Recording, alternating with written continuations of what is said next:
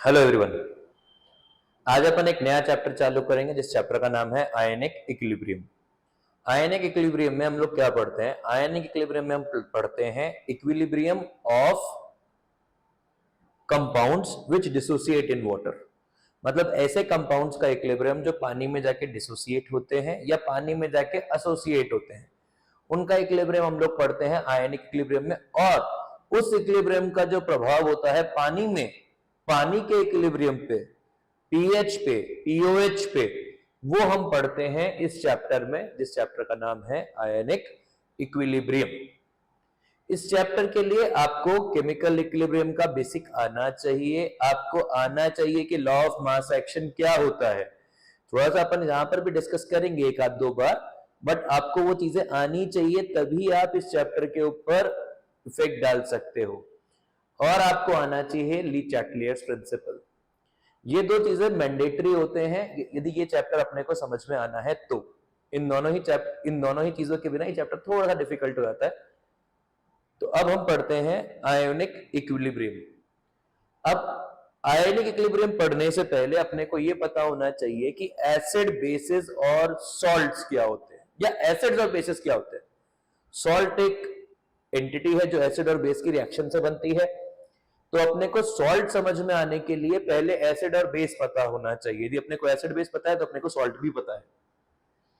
तो एसिड्स और बेसिस क्या होते हैं, सबसे पहला सवाल है एसिड्स एंड बेसिस, ये क्या होते हैं? देखिए, एसिड्स और बेसिस डिफाइन करने के लिए बेसिकली तीन थ्योरी दी गई है। और ये थ्योरीज का मतलब होता है तीन अलग अलग साइंटिस्ट ने दी है, और तीनों साइंटिस्ट के अपने आउटलुक से दी है कि उनको क्या समझ में आता है, कि वो क्या बोलना चाहते हैं, उसके हिसाब से दी है। जो सबसे पहली थ्योरी एसिड बेस के अंदर अपन डिस्कस करते हैं वो होती है अरेनियस थ्योरी। देखिए, टोटल तीन थ्योरी है, जिसमें सबसे पहली थ्योरी है अरेनियस थ्योरी। अरेनियस थ्योरी के बाद अगली होती है ब्रोंस्टेड-लॉरी, और आखिरी होती है लुईस। तो अरेनियस थ्योरी क्या बोलती है? अरेनियस थ्योरी के अंदर अपन लोग पढ़ते हैं सबसे पहले अरेनियस एसिड्स। क्या पढ़ते हैं? Arrhenius acids. अरेनियस एसिड्स क्या होते हैं? These are compounds which donate H plus ion when dissolved in water।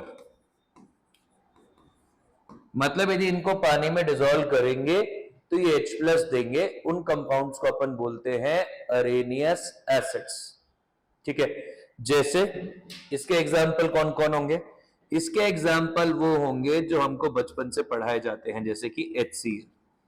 HCl पानी में जाएगा, ये बनाएगा H plus and Cl minus. H2SO4 ये पानी में जाएगा, ये बनाएगा 2H plus plus SO4 2 minus. और कौन आएगा इसके अंदर? HNO3 आ जाएगा इसमें। HNO3 को पानी में डालेंगे, ये आएगा H plus plus NO3 minus. ये तीनों को देखेंगे, तीनों H प्लस डोनेट कर रहे हैं। तो ये होते हैं अरेनियस एसिड्स। यदि अपन और एसिड्स देखना चाहें इसमें, तो हमारे पास है CH3C डबल बॉन्ड OH, ये डिसोसिएट होगा और ये बनाएगा CH3C double bond O minus plus H plus again H plus. तो ये होते हैं अरेनियस एसिड्स। वैसे ही होते हैं अरेनियस बेस। देखिए, जब भी कभी कोई एक साइंटिस्ट एक थ्योरी देता है ना, उस थ्योरी के पीछे एक ऑब्जेक्टिव होता है। अरेनियस वो साइंटिस्ट है जिसने सबसे ज्यादा काम किया है physical aspects of chemical reaction पढ़ने पर, एक तरह से। तो इसीलिए इसकी थ्योरी सबसे बेसिक है। इसके बाद वालों ने और काम किया है, इसके आगे काम किया है, तो कुछ ड्रॉबैक्स इसके हटा दिए हैं। तो दूसरी मतलब इसी में अरेनियस बेसिस, देखिए यदि एसिड्स है तो बेस भी होंगे ही। अरेनियस बेसिस, अरेनियस बेस कौन होते हैं? These are compounds, these are compounds which donate H plus ion, which donate OH minus ion in water. ऐसे कंपाउंड जो पानी में जाके OH माइनस आयन देंगे उनको अपन बोलते हैं अरेनियस बेसिस, जो अपन शुरुआत से पढ़ते आ रहे हैं कि भाई हमको पता है कि NaOH एक बेस है, ये पानी में जाएगा और पानी में जाके क्या डोनेट करेगा, ये डोनेट करेगा Na plus plus OH minus. आपने कहा आपके पास है KOH, ये पानी में डालेंगे क्या बनाएगा, ये बनाएगा KH K plus plus OH minus. आपके पास है NH4OH, ये पानी में जाएगा, ये बनाएगा NH4 plus plus OH minus. यदि आप तीनों स्टडी करेंगे तो OH minus OH minus OH minus दे रहे हैं, इसीलिए ये अरेनियस बेसिस है। तो जो H प्लस डोनर है वो अरेनियस एसिड है, जो OH माइनस डोनर है वो अरेनियस बेस है। ये आपको समझ में आ जाना चाहिए। अब इस थ्योरी के कुछ ड्रॉबैक्स भी हैं, कुछ कमियां हैं। कमियां क्या क्या हैं? देखिए, सबसे पहली थ्योरी होने का यही प्रॉब्लम होता है कि उसके ड्रॉबैक्स होते हैं, और फिर जो बाद की थ्योरी होती है ना, वो ही ड्रॉबैक्स पे वर्क करती है।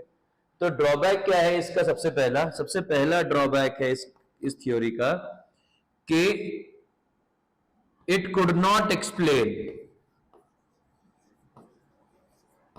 explain acidic nature of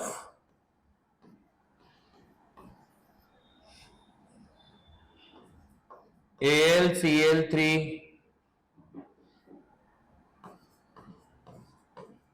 or let's say CO2, SO2, SO3। देखिए इन सब में क्या है? क्या AlCl3 में H है? H तो है नहीं, तो डोनेट कहां से करेगा? क्या CO2 में H है? नहीं है, तो डोनेट कहां से करेगा? क्या SO2 में H है? नहीं है, तो डोनेट कहां से करेगा? सिमिलरली SO3 में भी H नहीं है, तो डोनेट कहां से करेगा? और ये कंपाउंड्स एसिडिक हैं, इनका ये डॉक्यूमेंटेड है, इनका बिहेवियर बहुत एक्सपेरिमेंटली डॉक्यूमेंटेड है, तो फिर ये एसिडिक होने चाहिए थे ना, पर इस थ्योरी के हिसाब से प्रूव नहीं होता है। जो दूसरा ड्रॉबैक है वो क्या है? It could not explain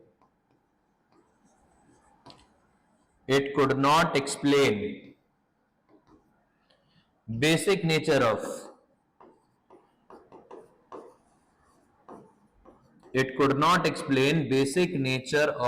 ammonia and other organic bases। भाई फिर से वही बात, अमोनिया है, अमोनिया के पास OH माइनस है क्या? नहीं है, तो फिर ये बेस क्यों है? और अमोनिया एक बेस है, ये डॉक्यूमेंटेड फिनोमिना है, तो आपको कैसे पता ये बेस है? उसके लिए इनके पास कोई जवाब नहीं था, और इसी कारण अगली थ्योरी आई इन दोनों में से एक ड्रॉबैक को सही करने के लिए, और उस थ्योरी का नाम है ब्रॉन्स्टेड-लॉरी थ्योरी। क्या है? Brønsted-lorry theory. ये क्या बोलता है भाई? ब्रॉन्स्टेड-लॉरी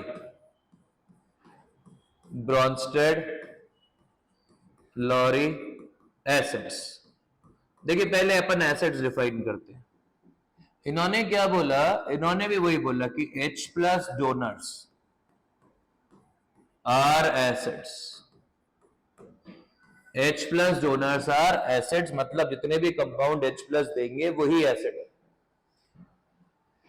एग्जाम्पल जो भी अपन ने अरेनियस में डिस्कस किए, HCl, H2SO4, HNO3, यही सारे एसिड्स ब्रॉन्स्टेड-लॉरी है। तो हम लोग यहां पर एक पॉइंट लिख सकते हैं, ऑल अरेनियस एसिड्स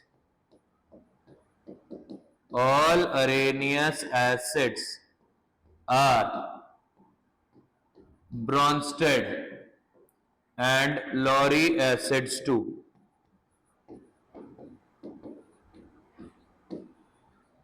जितने भी अरेनियस एसिड्स हैं वो ब्रॉन्स्टेड और लॉरी एसिड्स भी हैं। मतलब जो ड्रॉबैक अरेनियस के थे वही ड्रॉबैक ब्रॉन्स्टेड लॉरी के भी हैं।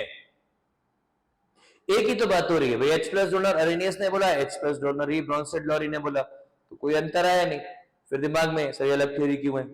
क्योंकि इनका बेस का कंसेप्ट अलग है। इन्होंने क्या बोला, ब्रॉन्स्टेड लॉरी को अपन अब BL लिख देते, BL Bronsted Lowry basis.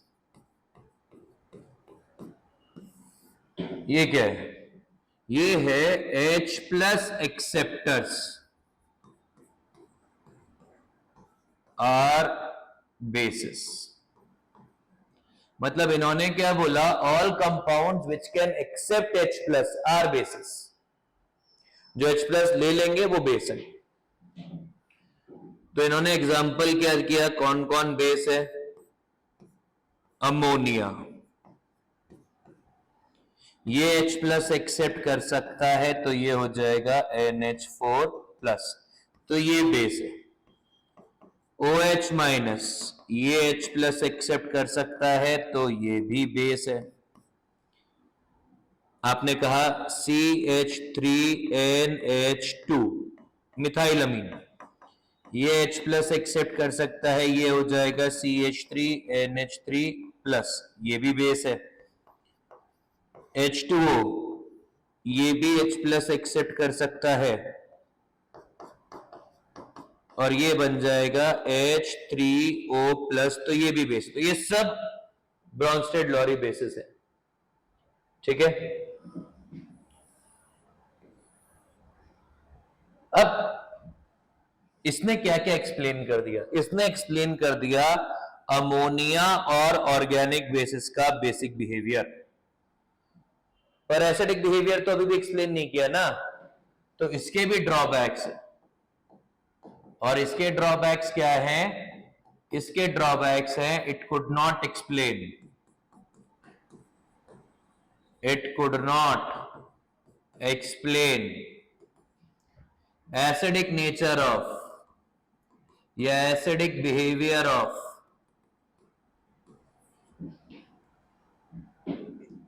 AlCl3 CO2 SO2 SO3 etcetera.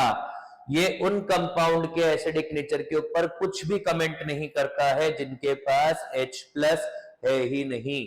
तो ये भी इसका ड्रॉबैक है। अब ये जो थ्योरी है ना, ये बहुत ही काम की थ्योरी है। इसी थ्योरी के ऊपर ब्रॉन्स्टेड लॉरी ने या ब्रॉन्स्टेड ने कॉन्जुगेट एसिड बेस थ्योरी दी है। क्या दी है? Conjugate acid base theory. ये आपको ऑर्गेनिक में बहुत काम आती है, कॉन्जुगेट एसिड बेस थ्योरी। ये क्या बोलता है, अभी कोई एसिड है, वो अपना H प्लस लूज करने के बाद एक अनायन बनाएगा या न्यूट्रल एंटिटी बनाएगा और साथ में बनाएगा H प्लस। तो यदि कोई एसिड है तो वो प्रोडक्ट में H प्लस देने के बाद में एक स्पीशीज जनरेट करेगा जिसको बोलेंगे कॉन्जुगेट बेस। क्या बोलेंगे उसको? Conjugate base. वैसे ही एक बेस H प्लस एक्सेप्ट करेगा और एक न्यूट्रल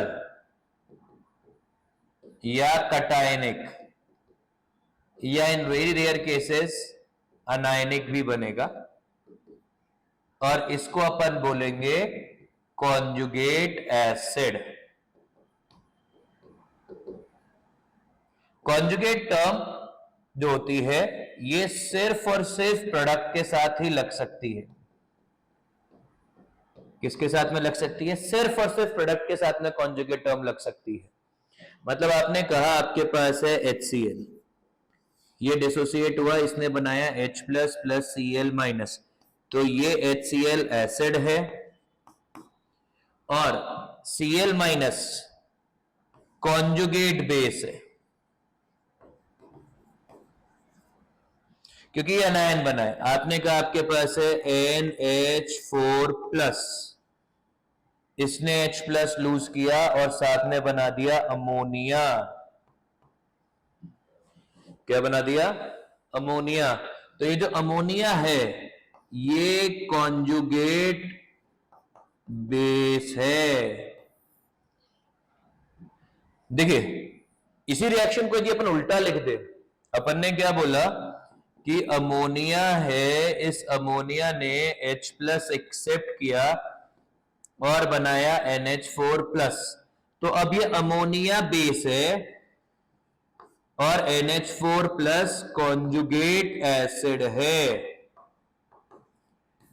रिएक्शन वही है, बस फॉरवर्ड बैकवर्ड टाइप देख रहे हैं। मतलब फॉरवर्ड में ये एसिड है और ये बेस, ये कॉन्जुगेट बेस है। क्योंकि कॉन्जुगेट बेस क्यों? क्योंकि प्रोडक्ट साइड पे लिखा हुआ है। यदि वही चीज रिएक्टेंट साइड पर लिखी होती तो वो बेस होती, और कोई अंतर नहीं है इन दोनों में। कॉन्जुगेट एसिड बेस में सिर्फ इतना सा अंतर है कि क्या चीज प्रोडक्ट साइड पर लिखी हुई है और क्या चीज रिएक्टेंट साइड पर लिखी हुई है। इसके अलावा कोई अंतर नहीं होता है। आपने कहा आपके पास है H2O, इसने H+ आयन लूज किया और ये बना दिया H++ OH-। तो ये हो गया एसिड और OH- हो गया कॉन्जुगेट बेस। क्या हो गया? Conjugate base. Are we clear on this? तो कॉन्जुगेट एसिड बेस थ्योरी भी आपको पता होनी चाहिए, ऑर्गेनिक में बहुत काम आती है, क्योंकि हम ऑर्गेनिक में जो रिएक्शन का डायरेक्शन होता है वो इसी बेसिस के ऊपर जज कर रहे होते हैं कि कॉन्जुगेट एसिड बेस क्या कर रहे हैं। अभी एक प्रॉब्लम सॉल्व नहीं हुई है। वो प्रॉब्लम कौन सी सॉल्व नहीं हुई है? वो प्रॉब्लम सॉल्व नहीं हुई है ब्रॉन्स्टेड जो एसिड की थ्योरी थी, ब्रॉन्स्टेड वो सॉल्व नहीं कर पाया। तो उसके लिए क्या आई? अगली थ्योरी आई जिसको इन्होंने नाम दिया लुईस थ्योरी। क्या नाम दिया? Lewis theory.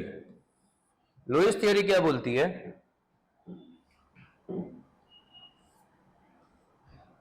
इट इज, ये बोलती है एसिड्स क्या होते हैं। These are species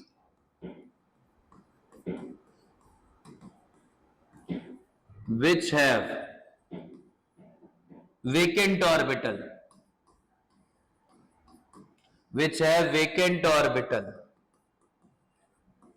and can accept a pair of electrons. So these are species which have vacant orbitals and can accept a pair of electrons. मतलब अब आपके पास क्या है? एक कंपाउंड है AlCl3, इसके पास एक कंपाउंड आया H2O। H2O के पास क्या है? अब दो पेयर ऑफ इलेक्ट्रॉन है। H2O अपना एक पेयर इसको डोनेट करेगा और ये बन जाएगा AlCl3.H2O, और Al ने इस H2O का एक लोन पेयर एक्सेप्ट किया है, इसीलिए ये AlCl3 एक एसिड है। आपने कहा आपके पास है H+, आपने इसको किसी का भी एक पेयर ऑफ इलेक्ट्रॉन डोनेट करवा दिया, ये बन जाएगा NH4+, इसीलिए H+ एक लोएस्ट एसिड है। आपने कहा आपके पास है CO2, आपने H2O के साथ रिएक्शन कराई इसकी, इसने इसको एक पेयर ऑफ इलेक्ट्रॉन दिया और ये बना दिया H2CO3। आपने कहा है आपके पास है SO2, आपने इसकी रिएक्शन कराई है पानी के साथ, इसने अपना एक पेयर ऑफ इलेक्ट्रॉन S को डोनेट किया और ये बना दिया H2SO3। तो इसीलिए ये सारे कंपाउंड्स एसिडिक हो गए। तो अब जो ड्रॉबैक था लुईस का और ब्रॉन्स्टेड-लॉरी का, वो दोनों ड्रॉबैक गायब हो गए। क्यों गायब हो गए? क्योंकि अब ये एसिड्स हैं। इस थ्योरी, ये थ्योरी बता रही है कि ये कंपाउंड्स एसिड्स हैं, एसिड की तरह बिहेव कर सकते हैं, तो करेंगे नहीं। इसके बाद उन्होंने कहा लुईस बेस क्या होते हैं।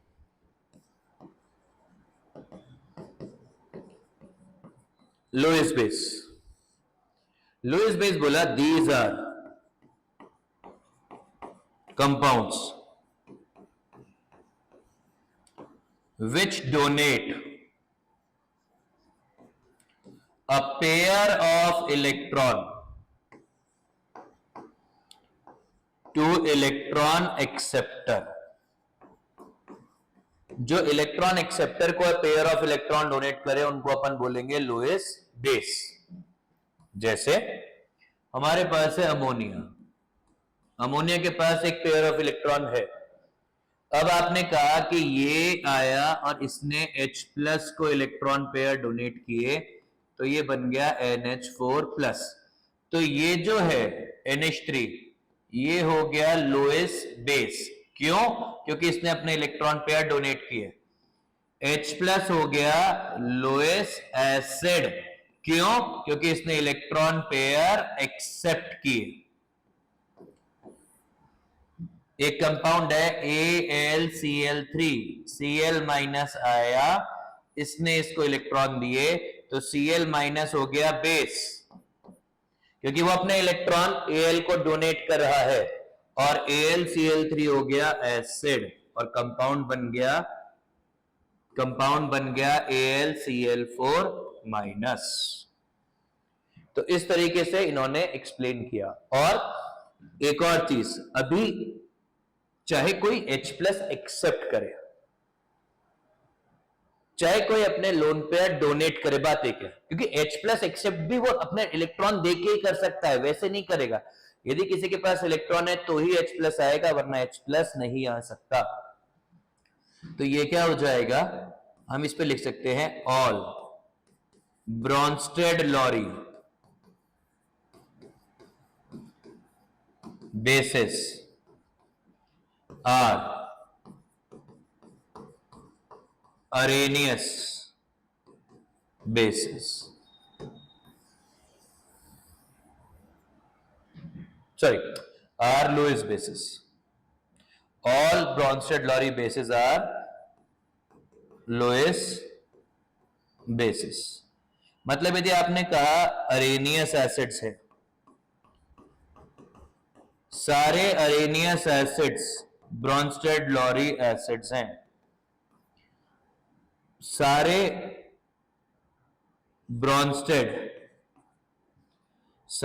ब्रॉन्स्टेड-लॉरी बेसिस लोएस बेसेस हैं। अरेनियस बेस अलग है, ये अलग है, और लोएस एसिड अलग है। ये दोनों डिफरेंट एंटिटीज में डील करते हैं। क्या ये क्लियर है? मतलब एक कंपाउंड एक वक्त में बहुत सारी चीजों में डिस्क्राइब किया जा सकता है। जैसे हमने बोला HCl है, HCl H+ देता है, तो ये अरेनियस एसिड है, ये ब्रॉन्स्टेड-लॉरी एसिड है, पर ये लोएस एसिड नहीं है। HCl एक एसिड है, आप बचपन से सुनते आ रहे HCl एक एसिड है, पर HCl एक लोएस एसिड नहीं है। क्या है क्लियर है? तो अब यदि आपको ऐसा बोल दिया जाए, explain behaviour of HCl solution as per Bronsted-Lowry and Lewis theory। देखिए ब्रॉन्स्टेड-लॉरी के हिसाब से तो क्या हो जाएगा भाई, HCl एक एसिड है, सीधा सा है। क्यों? क्योंकि H+ डोनेट कर देगा, कोई दिक्कत ही नहीं है। पर लोएस के हिसाब से ये एसिड नहीं, पर सोल्यूशन तो एसिड ही है ना, तो वो एक कैसे एक्सप्लेन करते हैं। तो ये क्या बोलता है कि HCl is H+ generator which is Lewis acid।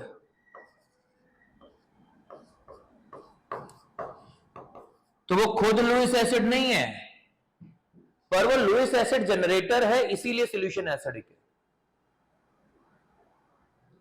तो आपको नहीं बहुत सारे कंपाउंड्स के अंदर ये जज करना आना चाहिए। लुईस कंसेप्ट आप केमिकल बॉन्डिंग में भी देखते हैं, जहां पर आप हाइपोवैलेंट कंपाउंड और हाइपरवैलेंट कंपाउंड देखते हैं। सारे hypovalent compound, all hypovalent compounds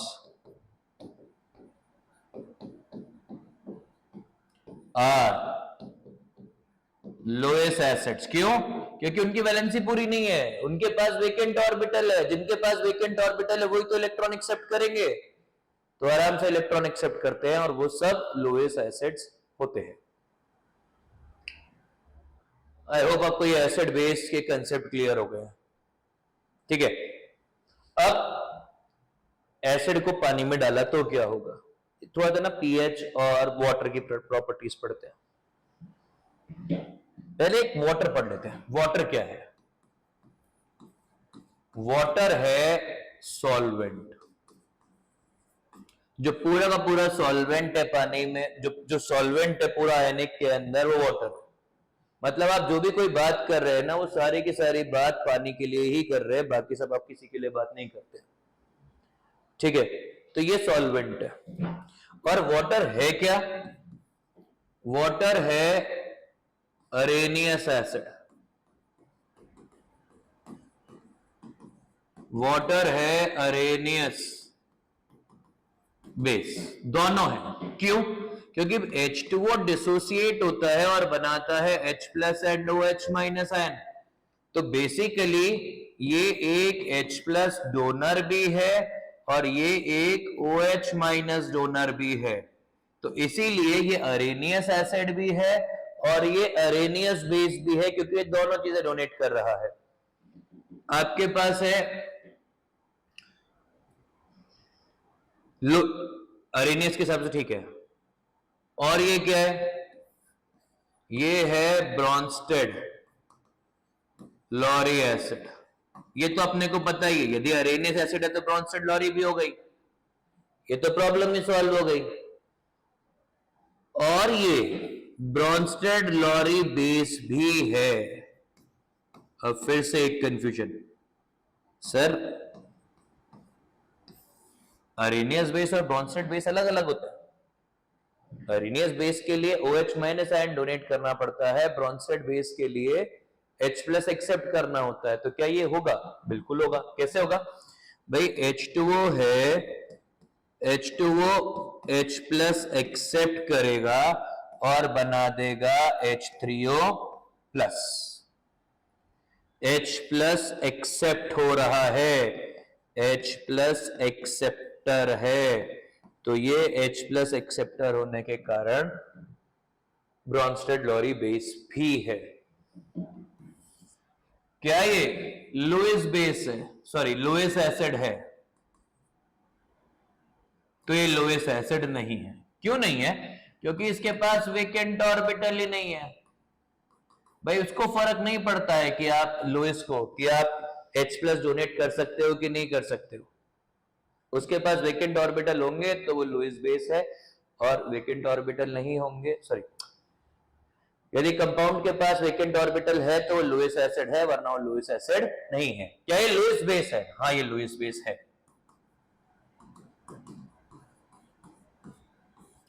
ये लुईस बेस है। ये लुईस बेस क्यों है? क्योंकि ये अपने इलेक्ट्रॉन डोनेट कर सकता है।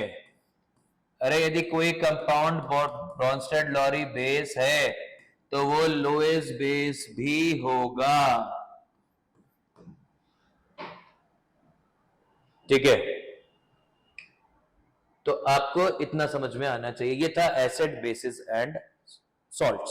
सॉल्ट्स की बात नहीं की। सॉल्ट क्या होते हैं? यदि आप एक एसिड और एक बेस की रिएक्शन कराओगे तो मिल जाएगा सॉल्ट प्लस वाटर। और फिर सॉल्ट के टाइप होते हैं एसिडिक सॉल्ट, बेसिक सॉल्ट, ये सब अपन देख चुके हैं पहले भी। ठीक है, तो ये हो गया एसिड्स एंड बेसिस।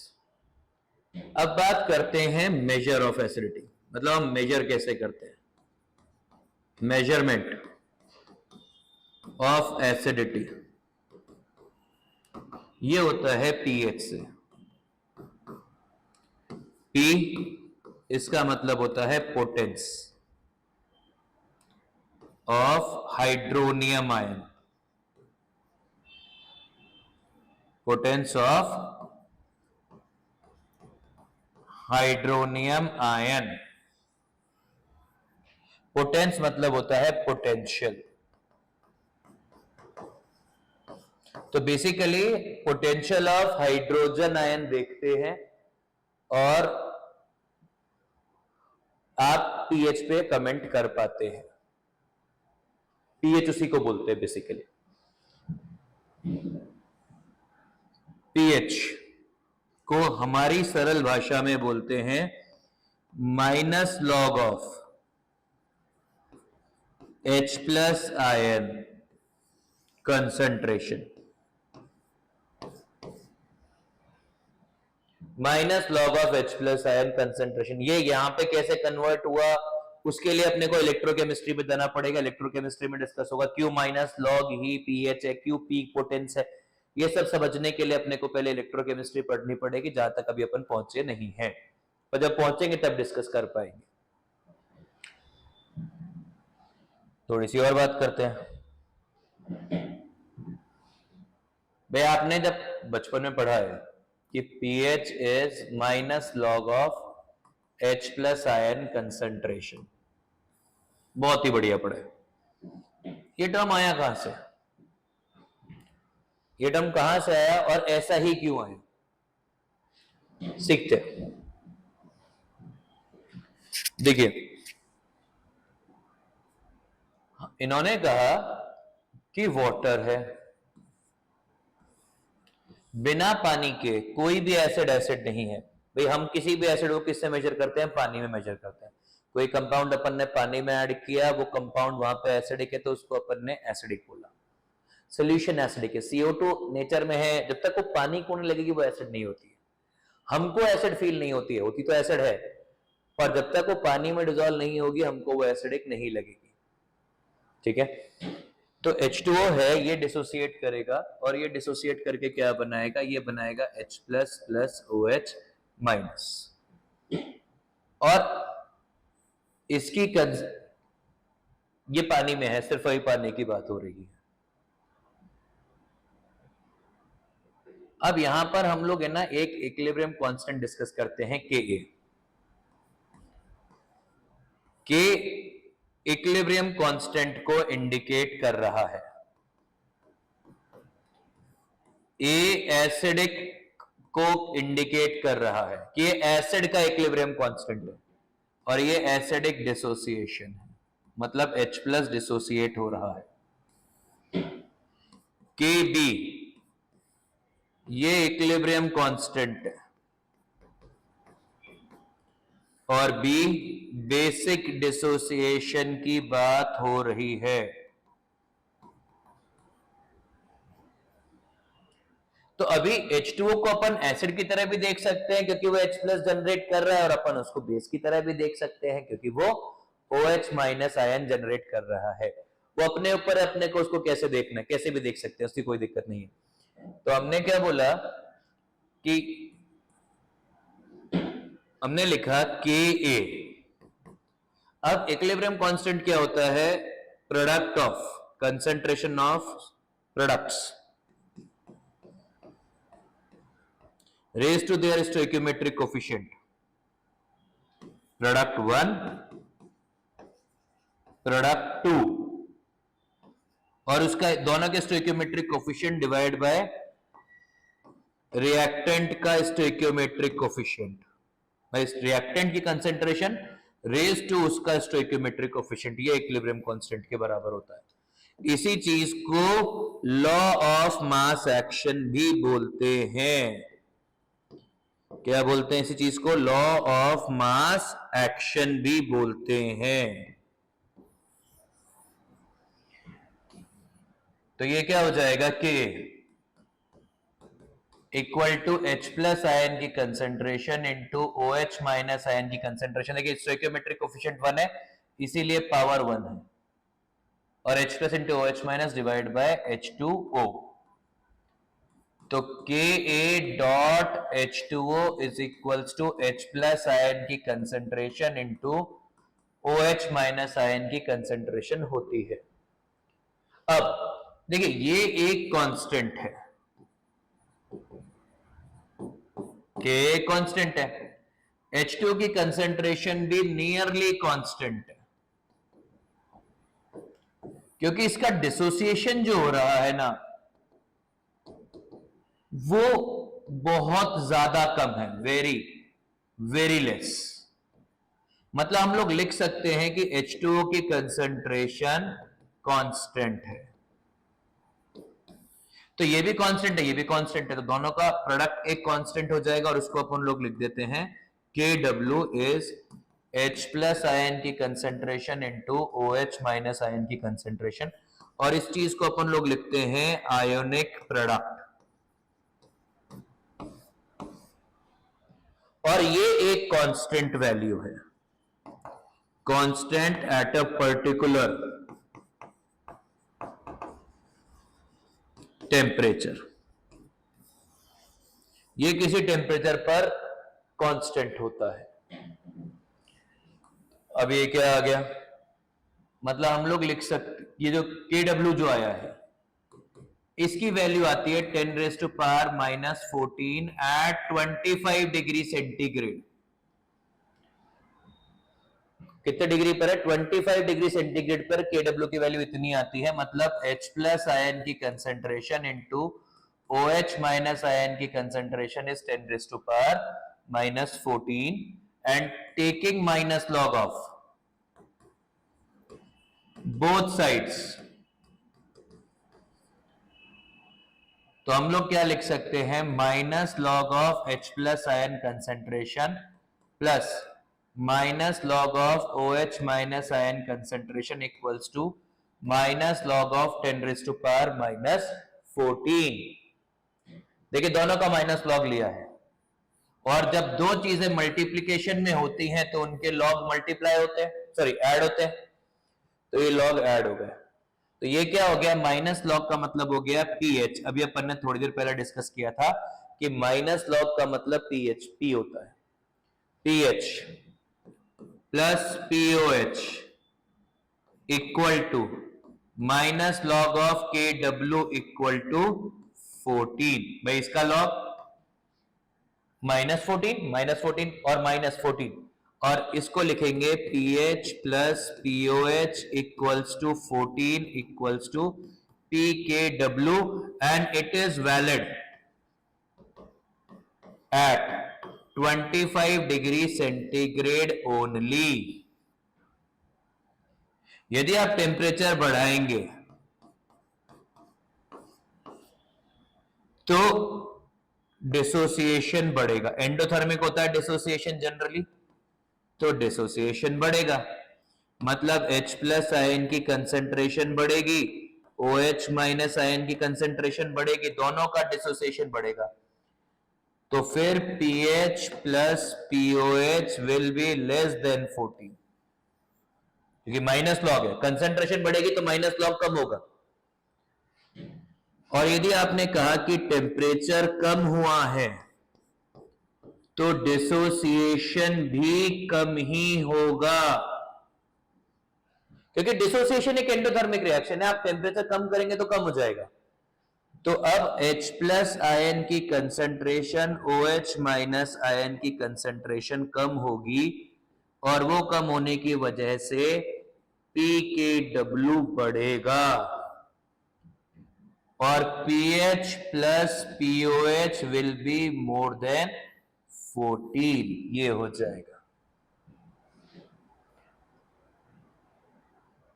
क्या ये क्लियर है? तो अभी अपन ने क्या बात की,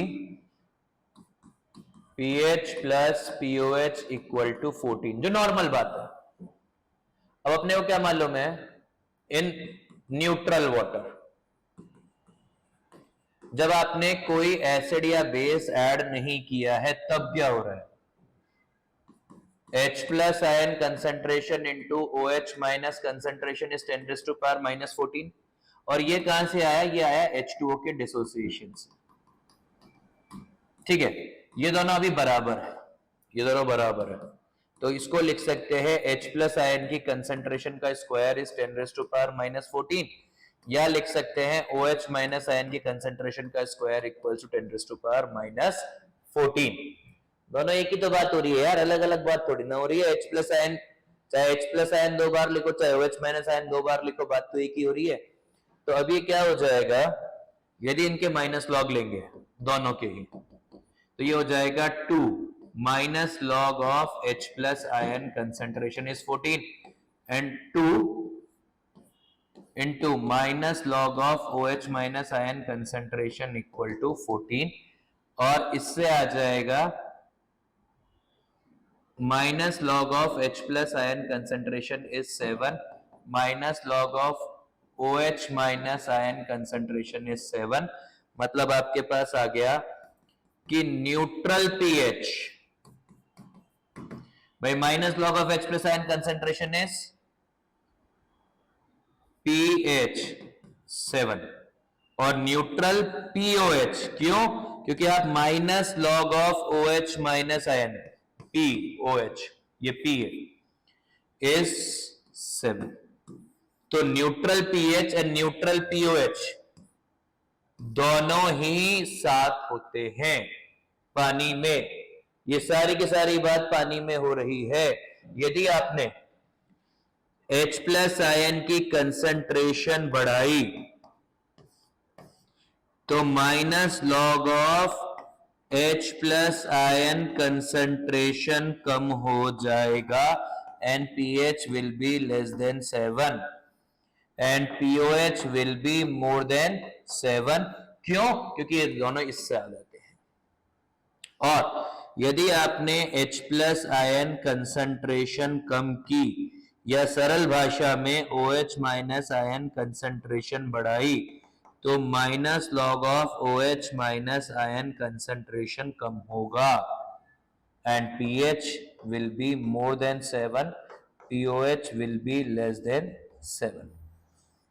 तो आप जो भी कुछ पढ़ते हैं ना कि pH equal to 7 acidic neutral होता है, pH लेस देन 7 एसिडिक होता है, वो जो भी कुछ आप पढ़ते हैं वो सब पानी में होता है। कोई भी एसिड यदि आप डालोगे तो वो H प्लस आयन की कंसंट्रेशन इन वाटर इंक्रीज करेगा, और उसकी वजह से अभी समझिए आपने क्या कहा, H plus ion into OH minus ion की कंसंट्रेशन एक कांस्टेंट वैल्यू है, तो ये वाली वैल्यू कम हो जाएगी, सॉरी ये वाली वैल्यू H प्लस आयन की वैल्यू बढ़ जाएगी, OH माइनस आयन की वैल्यू कम हो जाएगी, और pH की वैल्यू लेस देन 7 चली जाएगी, POH की वैल्यू मोर देन 7 चली जाएगी। और यदि आपने कोई बेस डाला है तो OH माइनस आयन की कंसंट्रेशन इन वाटर बढ़ेगी, और यदि OH माइनस आयन की कंसंट्रेशन बढ़ेगी तो H प्लस आयन की concentration into OH minus ion की कंसंट्रेशन एक कांस्टेंट वैल्यू है। यदि ये दोनों में ये बढ़ेगा तो H प्लस अपने आप कम हो जाएगा, POH, क्योंकि अभी समझिए माइनस लॉग है ना, माइनस लॉग की वैल्यू समझिए, जो वैल्यू बढ़ेगी उसका माइनस लॉग वैल्यू कम होगा, तो POH की वैल्यू लेस देन 7 आएगी, pH की वैल्यू मोर देन 7 आएगी। ये समझना होगा, और ये सिर्फ पानी में होगा, और हम पानी की ही बात कर रहे हैं। पूरे आयनिक इक्विलिब्रियम में जो सॉल्वेंट है वो पानी है, आपको इतना समझ में आना चाहिए। ठीक है, ये फर्स्ट लेक्चर था। अभी अपन नेक्स्ट लेक्चर के अंदर पढ़ेंगे पीएच निकालते कैसे हैं, अलग अलग केसेस का पीएच कैसे निकालते हैं, कहां पे क्या काउंट करते हैं, क्या काउंट नहीं करते हैं, वो सब अपन लोग पढ़ेंगे नेक्स्ट लेक्चर में। प्लीज इस लेक्चर के नोट्स बना लीजिएगा, इसके नोट्स का लिंक डिस्क्रिप्शन में दिया हुआ है, और ये चैप्टर आप पढ़िएगा यहां तक जिससे कि आप नेक्स्ट लेक्चर समझ पाए। Thank you.